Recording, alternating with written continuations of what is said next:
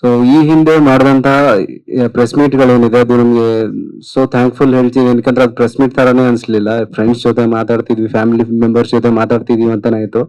So ನಾವು funny ಆಗಿ ಕಾಲ್ ಹೇಳ್ಕೊಂಡು, ನೀವು ಕೇಳಿರೋ ಕ್ವಶನ್ ಉತ್ತರ ಎಲ್ಲ ಹೇಳ್ಕೊಂಡು ಚೆನ್ನಾಗಿತ್ತು ಪ್ರೆಸ್ ಮೀಟ್. ಒಂಥರ ಅಂದ್ರೆ ಮೊದ್ಲೆಲ್ಲ ಭಯ ಆಗ್ತಿತ್ತು, ಅಯ್ಯೋ ಕ್ಯಾಮ್ರಾ ಹೆಂಗ್ ಫೇಸ್ ಮಾಡೋದು, ಕ್ರಾಸ್ ಕ್ವಶನ್ಗಳು ಕೇಳ್ಬಿಟ್ರೆ ಹೆಂಗೆ, ಆನ್ಸರ್ ಹೆಂಗ್ ಮಾಡೋದು ಅಂತ. ಬಟ್ ಈಗ ಸ್ವಲ್ಪ ಓಕೆ, ಆಲ್ ಈಸ್ ವೆಲ್ ಅನ್ನೋ ತರ ಇದೆ.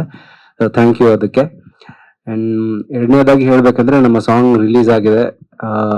ಅತ್ತೆ ಅತ್ತೆ ಮಗಳು ಮತ್ತೆ ಮಾವ ಇಬ್ರು ಇಲ್ಲೇ ಇದಾರೆ, ಚೆನ್ನಾಗಿ ಮಾಡಿದ್ದಾರೆ. ನಾವು ಇದನ್ನ ರಿಲೀಸ್ ಸರಿ ಕೇಳ್ತಿದೀವಿ ಯಾವಾಗ ಆಗುತ್ತೆ ಅಂತ. ಸೊ ಫಸ್ಟ್ ಸಾಂಗ್ ಟ್ರೈಲರು ಮತ್ತೆ ಆ ಸಾಂಗ್ ಆದ್ಮೇಲೆ ಕೇಳಿದೆ. ಸೊ ಇವತ್ತು ನನ್ಗೆ ಆಕ್ಚುಲಿ ಗೊತ್ತಿರಲಿಲ್ಲ ಇವತ್ತು ಲಾಂಚ್ ಮಾಡೋದು. ಬಂದಿದ ತಕ್ಷಣ ಏನ್ ಪ್ರೋಗ್ರಾಮ್ ಅಂತ ಕೇಳಿದಕ್ಕೆ ಸಾಂಗ್ ರಿಲೀಸ್ ಆಗ್ತಾ ಇದೆ, ಖುಷಿ ಆಯ್ತು. ಈಗ ಇಂಟರ್ನೆಟ್ ಹೋಗ್ತಾ ಇದೆ, ಎಲ್ಲ ಸೋಷಿಯಲ್ ಮೀಡಿಯಾ ಇದಕ್ಕೆ. ಮತ್ತೆ ಹೇಳ್ಬೇಕಾಗಿ ಒಳ್ಳೆ ಕಾರ್ಯಕ್ಕೆ ಯಾವಾಗ್ಲೂ ವಿಘ್ನ ಇದ್ದೇ ಇರುತ್ತೆ.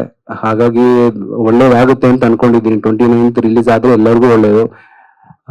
ನೋಡೋಣ ಏನಾಗುತ್ತೆ ಅಂತ. ಇನ್ನು ವೃತ್ತಿ ದೇವತೆ ಬಗ್ಗೆ ಹೇಳ್ಬೇಕಂದ್ರೆ ಆಲ್ಮೋಸ್ಟ್ ಎಲ್ಲರೂ ನಮ್ಮ ಎಕ್ಸ್ಪೀರಿಯನ್ಸ್ ಮತ್ತೆ ಮೂವಿ ಬಗ್ಗೆ ಎಲ್ಲ ಮಾತಾಡಿದೀವಿ. ಇದರಲ್ಲಿ ಅಂದ್ರೆ ಸಮಾಜದಲ್ಲಿ ನಮ್ಮದಲ್ಲಂತ ಒಂದು ಪದ್ಧತಿಯನ್ನ ಯುವಕರು ಅನುಸರಿಸ್ತಿರ್ಬೇಕಾದ್ರೆ ಅದನ್ನ ಸಂಹಾರ ಮಾಡೋದಕ್ಕೆ ಒಂದು ಹೆಣ್ಣು ಬರ್ತಾಳೆ. ಅವಳು ಅವ್ರ ಪಾಲಿಗೆ ವೃತ್ತಿ ದೇವತೆ ಆಗ್ತಾಳೆ ಅನ್ನೋದು ನಮ್ಮ ಚಿತ್ರದ ಒಂದು ಸಾರಾಂಶ ಅಥವಾ ಉದ್ದೇಶ ಅಂತ ಹೇಳ್ಬೋದು. ಇದರಲ್ಲಿ ಒಂದು ಒಳ್ಳೆ ಸಂದೇಶ ಇದೆ.